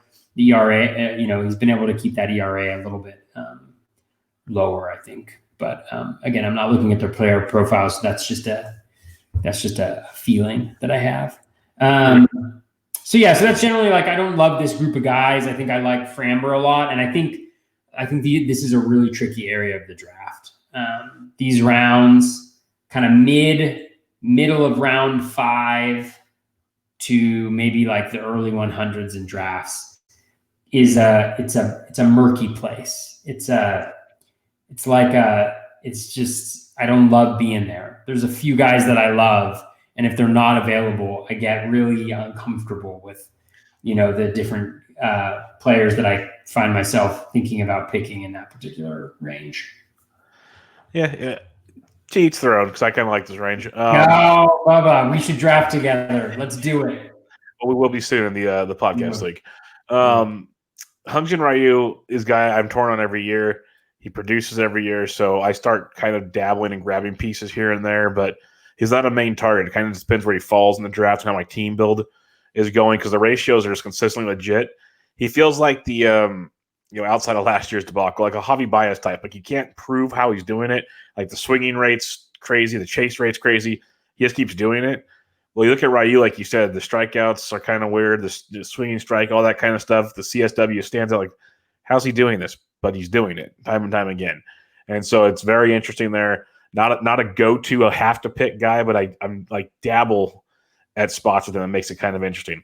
Now, the guys I do love, I am in love with Framber Valdez. You're right there. I know a lot of guys are starting to get on the Framber train the more they dig into him this offseason. I was Team Framber. For anybody listening to any of my DFS shows last year, we pretty much pitched Framber Valdez every time out. And it was glorious because always underpriced, always underowned. It was just a beautiful scenario. I don't think it's going to be the same way this year. I have a hunch because people are finding out who he is and how good he is. But I love Framber Valdez. I think that's a great one to jump on at this point in time. I agree with everything you had to say, so I won't go any farther there. But Jose Berrios is a guy, I'm pretty sure if you listen to any preview I've done with Berrios in the past, it's going to sound very similar to this with a twist, is he's as consistent as they come.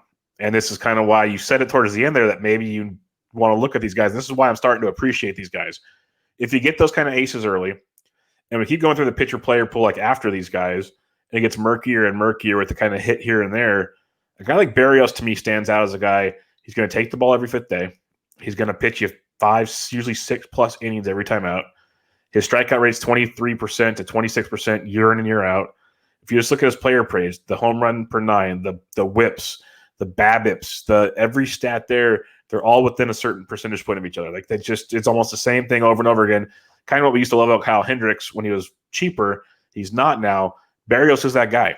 Now I think the bugaboo is when he came up, everybody said, okay, he's going to be this ace phenom. Well, like you said, he's not going to be that guy. He's not going to find that pitch. We just move on from that. What he can be is a very, very good SP3 in your fantasy staff. And I think that's where Berrios, that stability, kind of what I mentioned with some other guys like Woodruff and company, just plug him in every week.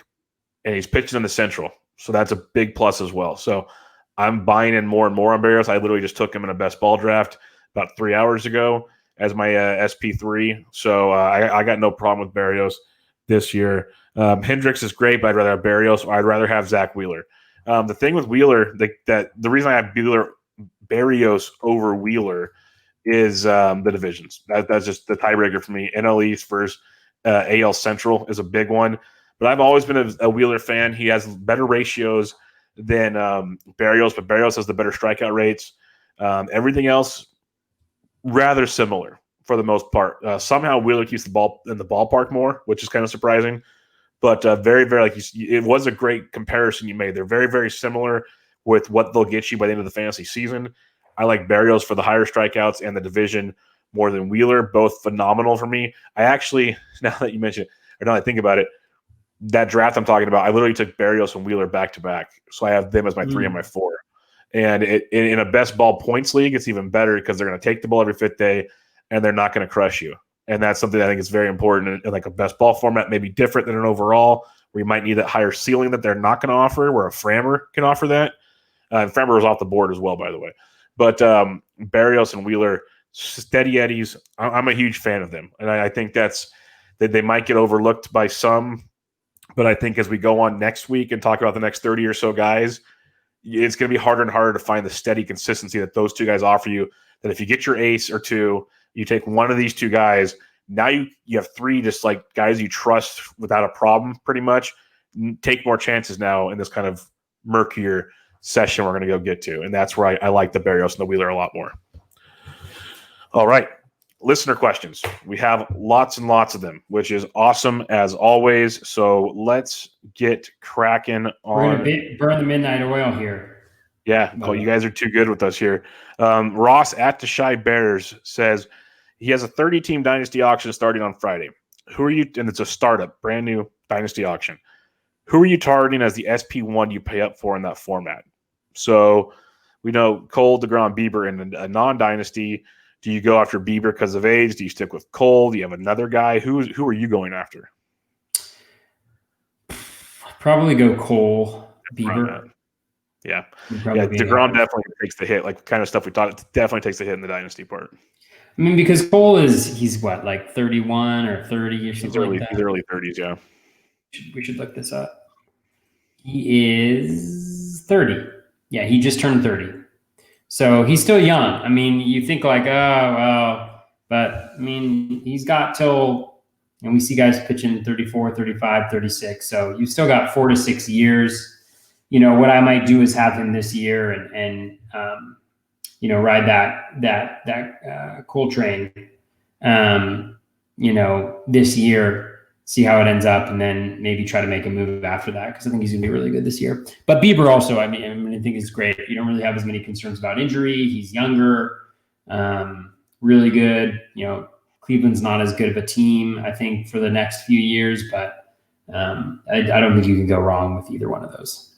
Or just split the money on those two and go get Framber and Plesac. Yeah.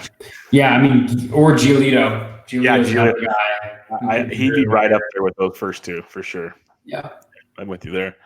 Mark Gannon at MT Gannon 1 asks, I would love to hear a little bit about your process of going from steamer or Baseball HQ, et cetera, projections to how you rank starting pitchers. Lots of data out there, and curious about metrics you focus on and how you parse through it all. You mentioned some of it earlier. Do you want to go over that again? Sure, yeah. And shout out to Mark. Mark's a great guy. I met him at First Pitch Arizona. So thank you, Mark, for the question. Generally, me, actually, I don't really pay attention to projections for pitchers. I'm familiar with them. I'm aware of them, but I don't find that they're super useful. And I could be absolutely wrong on that. But there's just such variance year to year for most pitching performance that I just don't really care that much about them. I have a very skill-centered approach to analyzing pitchers. So what I want to know is swinging strike rates, in zone. So my strikeout metrics that I look at: swinging strike rate, in zone contact rate, CSW. They all capture kind of unique things. Like in zone contact is great because it tells you whether a guy can dominate in the zone. Swinging strike rate is also about domination, right? Swings and misses over pitches. And then CSW, there's some guys that maybe don't have the swinging strike rate, but they get a lot more called strikes than the average pitcher, like an Aaron Nola. And you need to be able to understand that and see that and be able to look at it. Then I look at the control metrics, so things like, O swing is really important. So chasing on pitches outside the zone, not only for walks, but also inducing weak contact. I look at first pitch strike and zone percentage. I kind of look at first pitch strike, zone percentage, and O swing as a combination just to see kind of where they are compared to league average, looking for those guys that are demonstrating elite skills there. I also look at percent of pitches that are balls. And then K- walk rate is the one that you can kind of go to. And the thing that you'll find, go to a leaderboard and just click on those and look at the pitchers that show up, right? Those are the pitchers that we know are really, really good. And so part of it is just historically, where have these pitchers been? What have they done? What have the results been? And then looking at the skills and do they look like they're trending up? Do they look like they're trending down? What's really going on there? It's really focused on skills. I know I've mentioned it a couple times. I don't think about ERA. I don't really even think about WHIP. I think about if a guy is striking out a lot of guys and he's not walking a lot of guys, then that's really good, right? And there's only a certain number of pitchers that can do that effectively in the league. And so then you get into the middle and you're starting to look for those guys that maybe have a little bit of a higher ceiling. Maybe those guys who had a swinging strike rate that was higher or who underperformed or overperformed, where they are, and making adjustments to that accordingly. And I don't really rank pitchers either. It's not like I have like a list of pitchers, like this is the definitive order that I'm taking. I generally have guys that I've identified that are kind of on my list of pitchers that I really like. And I'm aware of when they go in drafts. And then based on where they're going in drafts, I know where there's kind of pockets of pitchers that I want to look to. And maybe I want to get, two of the aces, right? And then maybe I want to get one SP3 that's on the higher end of the SP3 spectrum. And then maybe I have my SP4s and my SP5s is where I'm maybe looking for a little bit more ceiling and maybe, So I think it's all about, individual pitchers looking at those strikeout and control metrics. I look a little bit at things that are predictive year to year, like barrel rates for quality of contact or outliers in home run per fly ball rate, things like that, just to see, from a contact quality perspective. But I don't really look at hard hit rates or, exit velocities against much at all, unless there's kind of at the extremes. So that's a little bit about how I do it. I really don't look at projections that much. It's more like historical data of how they've done, and then skills and where they compare to league average and things like that. And pitch mix. Don't forget pitch mix. You always got to look at pitch mix. What don't you look at? I'm just kidding. I don't look at ERA. I'm just kidding. You've hit on pretty much all of it. I just kind of keep digging in on guys that make changes each year and what changes are legit, which ones aren't. We talk about a lot of the stuff on here. I read a bunch of stuff. CSW is tremendous. K to walk is obviously one that's very, very popular. But to me, like the pitch mix change is very important to me because that's, as we see more and more, how these guys are utilizing with their pitches is way more important than how good, how hard a guy throws, stuff like that. So those kind of things are big to me. And I think the more you just go down rabbit holes like I was doing earlier, like Zach Plesac just on this show, I'm like, oh, wow, okay, like these things are impressive watching us change from here to here. So making those kind of adjustments. are very good. And like you said, just look at leaderboards. Like those will tell you a ton right out the gate, and then you can kind of go back and see if it's been a year-to-year thing or a new thing or what it's been from there. Guillermo Salvaje, sorry if I mispronounced that. Okay, these are quick ones here. Christian Javier or Lance McCullers, are they able to repeat? I don't think Christian Javier will. I don't think he'll be that good. I think it was unsustainable. And then McCullers, I don't know. Did he do something good last year? He was pretty decent, especially towards the end of the year. Was he pretty good? Yeah. I never am really in on McCullers all that much. I think we talked about him in a previous show about there's reason to possibly be in on him, but I'm not. But I would go McCullers over Javier for sure. Yeah, I'm a big McCullers fan, so I'll jump back in on that one. Frankie Montas comeback? Maybe. His price is right. His price is right and worth the chance. I'll say that much. His price is right, yeah, and the splitter's still really effective pitch, I think, from just a skills perspective. So why not? Value on David Price or Luis Severino? For those of you who haven't been listening to the show that often, I am way down on Luis Severino. I have been for a while. So I'm not really holding out a bunch of hope for him. And then David Price, I mean, is he going to play this year? Yep. It's a major question, but I think if he plays, then I think he seems like solid value where he's going right now. Completely agree. Giolito going to be top 5? I say yes. You? I say yes, right on the dot. Yep. He's going to be in the number 5. Corbin Burns squeak into the top 30. He's getting drafted in the top 30. Do you think he finishes in the top 30? I'd say yes. I'll say yes too. I'm an optimist at heart. There you go. At Dave Petroziello, our buddy, he asks, our boy Musgrove currently has an ADP of 144. He'll be on next week's show. Don't know what it will be for the big drafts in March, but that ADP makes it harder for me to target him. We're tantalized by his upside, but he repeatedly gets hurt in our losses. I'll try to get at least one share. Basically, are you in or out on Musgrove? And there's rumors he might be traded. Joey. I'm not going to do Bob Dylan's Joey song and sing it here for all of you. I have zero. I have not drafted Joe Musgrove. I just can't. I can't do that. I can't do that price. He was fun when he was a value. That was for sure, but not so much anymore. Gecko Industries. He's gracing us with his presence, Mr. Gecko Industries. Will Chris Paddock end up a top 20 SP in 2021? Why or why not? I say no, and I went down a rabbit hole on him today, and I tweeted some things out on it, and he still only has 2 pitches because his curveball, it's all or nothing, and when it's nothing, it's really, really bad. Really, really bad. So I'm saying no. What about you? Yeah, I don't think so at all either. I wasn't a huge fan of Paddock last year, although I did draft him in one of my main events. Shout out to my co-manager, Andrew Matney, on that one. Just kidding. We have a spectacular record together, Andrew. I just don't think so. I mean, so we all thought he was super good, and we all said the command was there, and that was the reason why he was so effective in his rookie year. But 237 BABIP, he was already having contact issues with the 147 home runs per 9. There was some change in his spin rate on his fastball, which made it less effective.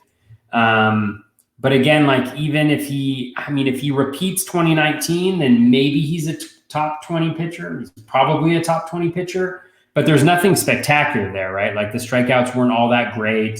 He does keep the walk rate low, which is really, really nice. And maybe he does something, but I just don't think he has the repertoire. Bubba, you mentioned the lack of a third pitch. That still continues to be an issue for him. And so I just don't think you can be as effective for that long. I mean, let me actually look at something really quickly. Like his splits. So first half, second half. Where on earth? So, and I know Gecko doesn't do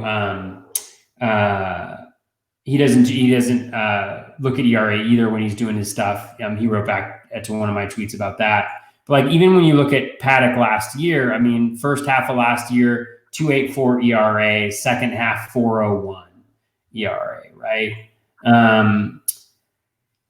So it's just, I don't think he was ever as good as we thought he was. and maybe he'll change. But I think the thing is, I can't really expect him to change who he is as a pitcher and draft him accordingly, or have that as part of my expectation. And he would have to fundamentally change as a pitcher, I think, to be a top 20 guy. The one thing I'll say about Paddock, and I don't believe it'll be this year, but the addition of Yu Darvish and the pitches he can throw could help him a boatload in developing a third pitch. That's something that I think could be interesting, because we talk about how like Bauer throws guys stuff and other guys do. Darvish with 8 pitches, and then you even throw in Snell, who's a talented pitcher. You start getting these kind of minds, Clevenger's guy, like you get these minds around Paddock, that might help him a lot. And I'm the guy that's going to wait and see. I'm not going to take the chance on him because I really don't think he's that good yet. But I wouldn't be shocked if at some point this year or going into next season, we see a potential for Chris Paddock to get that third pitch going pretty strong. The next listener question we have here is from Trevor at FFCU later. He says, which Yu Darvish do we get in San Diego? And on what planet does Bauer repeat 2020? Not this planet. Does he repeat? So that's the answer to that first one. I mean, the thing about Darvish is he's always been pretty good whenever he's been healthy. It's just a matter of health. Like he's pitched in 3, 4, 5, 6, 7, 8 seasons in Major League Baseball. He has had an ERA over 4 once, 4.95 in an injury shortened 2018. He's had a whip, he had a 1.43 whip that season. Outside of that, 1.26 and a 1.28, 6 years ago is the highest that he's had, and I think the thing for me is the pitch mix is different, right?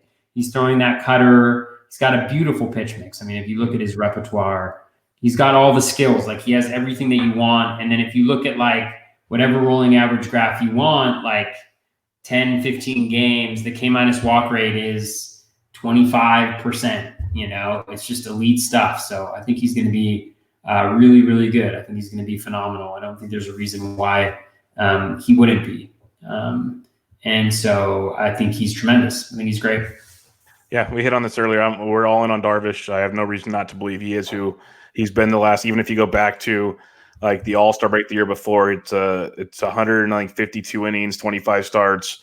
The number is still like a 2.57 ERA and an xFIP like low threes. Like the dude's been outstanding. So and his walk rate over that stretch is like 3.4 or something. Like it's stupid. So he's very, very good. And Bauer, we talked about that as well.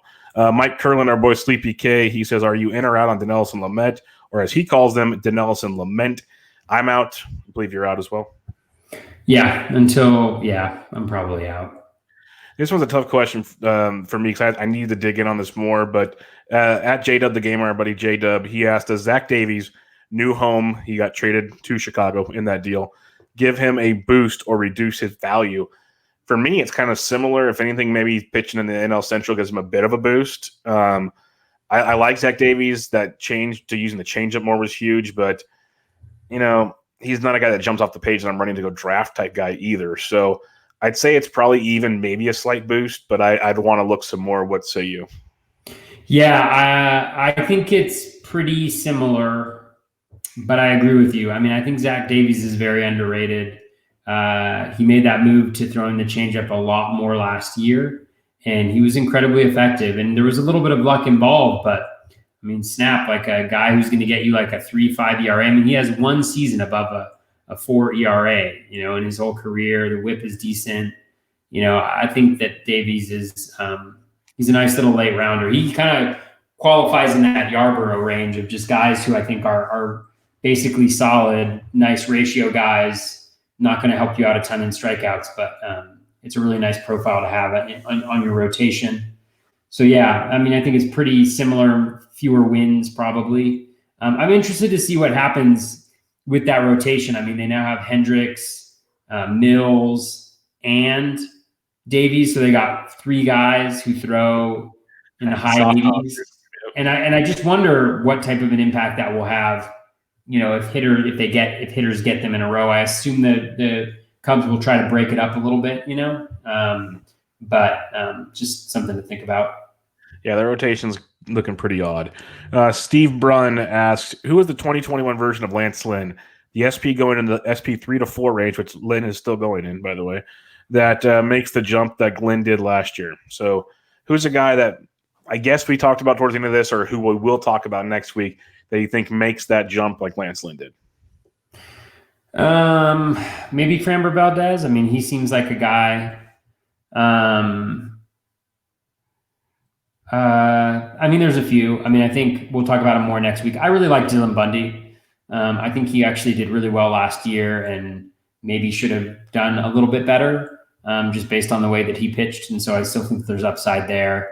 2 nasty pitches. I think Pablo Lopez, there's a lot to like about kind of his profile and what it looks like. So those are kind of 2 guys that stand out for me. We all like Joe Musgrove. So maybe he could take that leap. Those, or Gaussman too. So I think there's a few options. I think the pitching options are really interesting there, but like Steve mentioned, like he doesn't really have these guys don't really have the history of doing this really well. So it's still a crapshoot. Yeah, I like the Framber call. And then 3 guys I wrote down that we talk about next week. I wrote down Dylan Bundy, Pablo Lopez, and then I'm buying more into Jesus Luzardo. The more I listen to Oakland talk about him, if they really do let him go like 160 innings, even in those innings, as good as he is, could take that Lance Lynn type jump. So I think that's very interesting. Steven Buckets asks, I know you're the pocket aces guy, but where do you draw the line as the last guy with which you'd be willing to anchor a staff? And like you mentioned earlier, before you give the name, there's already a bunch of guys going in the first 2 rounds. And come March, it's going to get really it'll be a bunch of guys going in the first round and a half. So it's going to make things pretty interesting. Where do you draw the line at your pocket aces? Oh, line. What line is there? What line happens? I mean, so the way that I see myself drafting at this point in time is Castillo is kind of the line for me, maybe, in terms of, well, I mean, the fact of the matter is I'm going to draft a pitcher in the first round, most likely. Occasionally I'll stray from that a little bit, but generally I'm going to get one of those guys. So I don't really have to think too much about like what that line is, but the way the draft is setting up right now, I kind of like just getting a single ace if it's in one of those 3 guys, and then taking a couple hitters and then dabbling in that Lynn, Carrasco, Framber range and picking up 2 of those guys maybe, as opposed to getting the pocket aces. If I'm in the back half of the draft, then I'm probably going to go pocket aces. So long as I get, like my second ace is like right now the line is kind of Castillo, but I need to do a little bit more work on some of these other guys. And again, spring training, like I know we're not supposed to put a lot of stock in spring training, but just seeing velo from guys, just seeing them there and healthy, in a lot of respects is enough. And so, I think that line will shift as the season progresses, or as the off season progresses. But right now that's kind of like my line is Castillo. So if I'm going to get 2 aces, I want them to be Luis Castillo or better. Yeah, and spring training as well as just kind of coach speak and player speak is going to be much more important to me this year. Just what have these guys been up to? Things we didn't get a whole lot of last year. So that'll be quite interesting as well. And then I'm with you as I'm not as focused on making sure I get 2 in the first 2 to 3 rounds, I guess, but I'm making a point that I have 3 after the first 5 rounds. I don't care how it happens because I know I can get 3 that I really like in that grouping. So that's something I've been really trying to focus on right now. John Greasy asks, expectations for Jameson Taillon this year. Taillon came back from injury last year.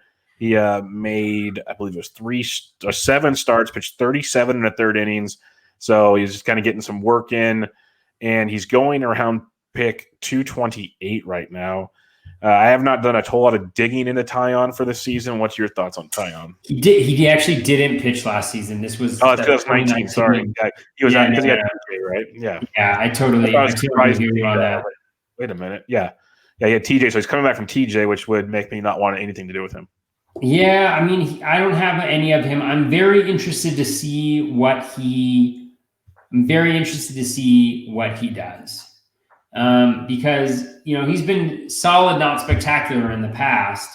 The strikeouts just aren't there. So his whip is decent. The ERA is decent, but the strikeouts just haven't been there. But if you follow him on Twitter at all, he's definitely like cerebral in thinking about like pitch mix and analytics and things like that. I've seen him comment on some posts or share different things about approach. And so I'm just really interested to see kind of what he looks like, especially with the way the Pirates have been changing up their pitchers' pitch mixes.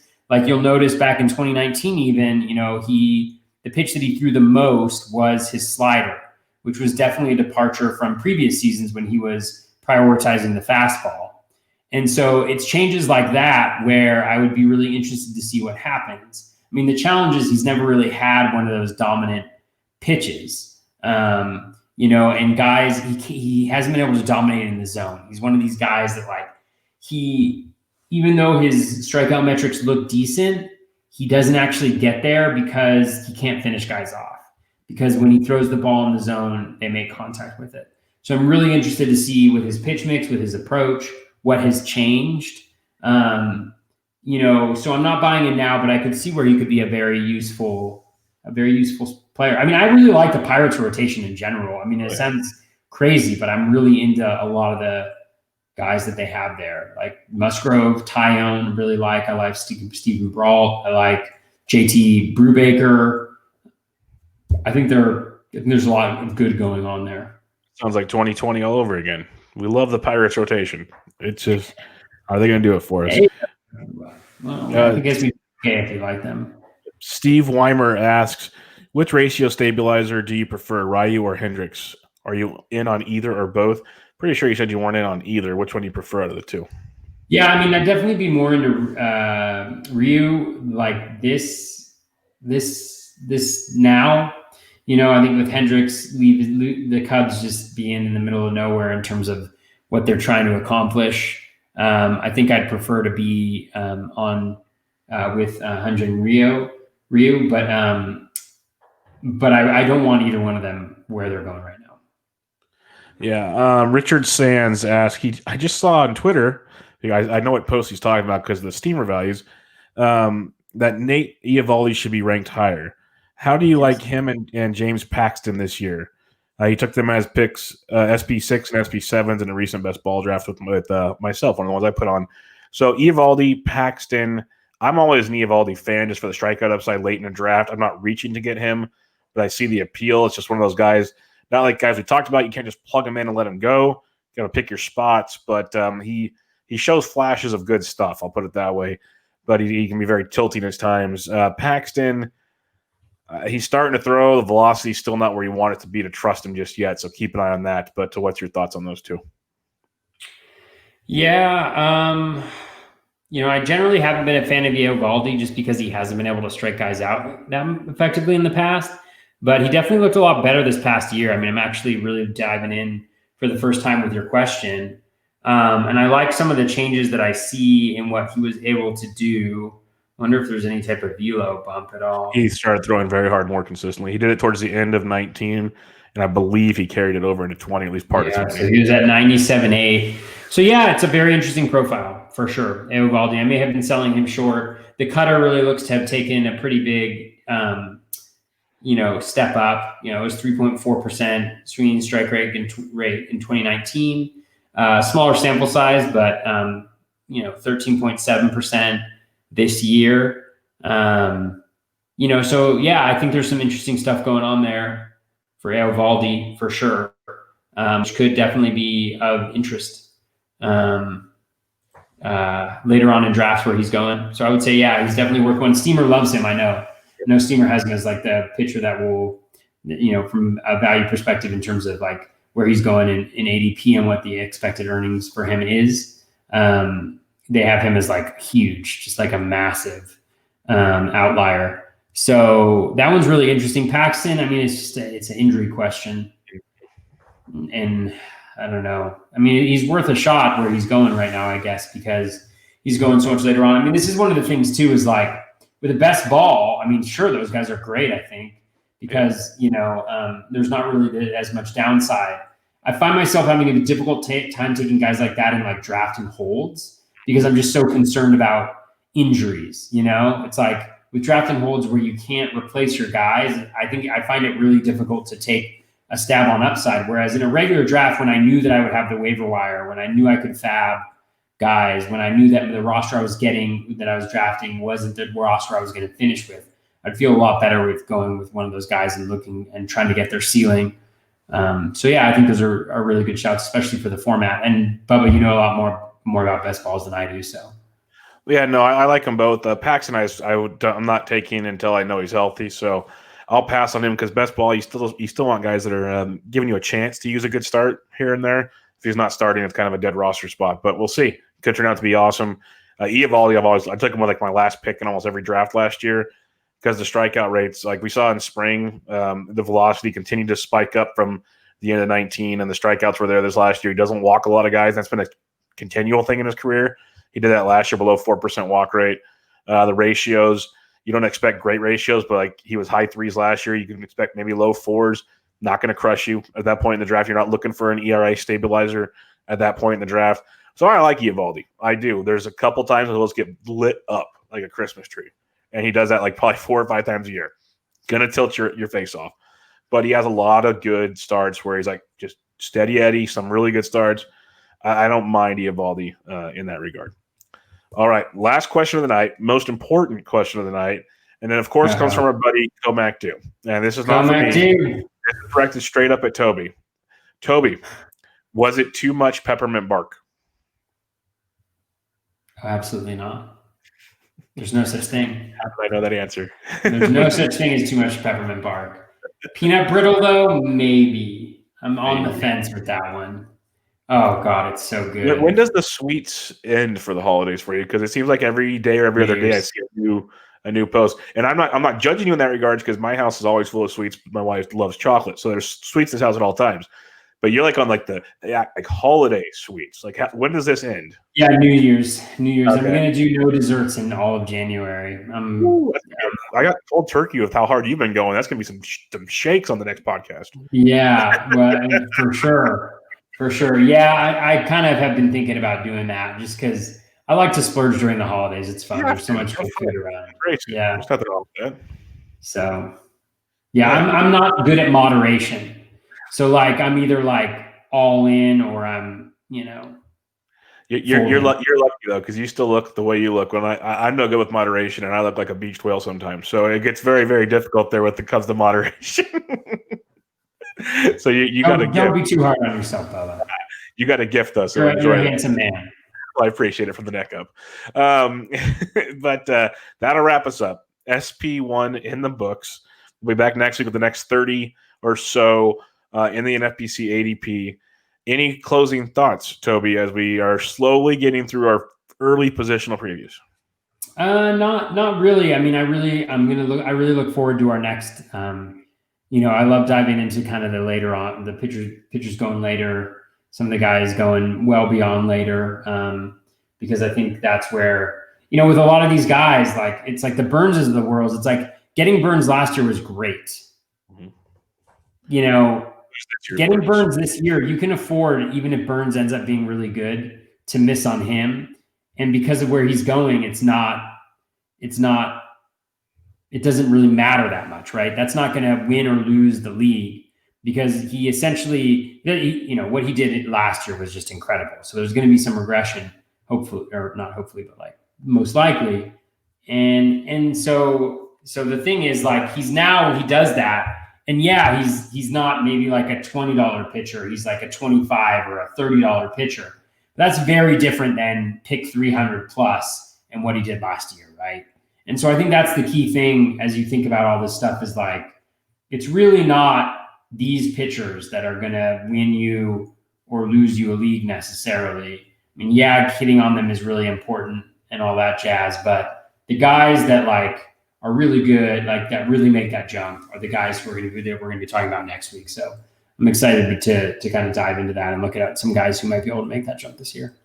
Yeah, it'll be fun because with the weirdness of pitching, we kind of hit on already where the aces kind of drop faster and it kind of gets different murky sections. I know Justin and Sport call them the globs or whatever. The early drafts we've been doing, I know you've done some, I've done some. you can really make or break things with some of these pitchers. Like I know it sounds simple, it's cliche because it's obvious, but there's some groupings here that it's like, ew, okay, well, someone's going to come out of here. Who's it going to be? And that'll be fun to talk about next week because that does become quite interesting as we go on. But that'll wrap it up for this week. Check out Toby on Twitter at BatFlipCrazy. I am on Twitter at BDentric. This was Bubba and the BatFlip, episode 64. Catch you guys next week.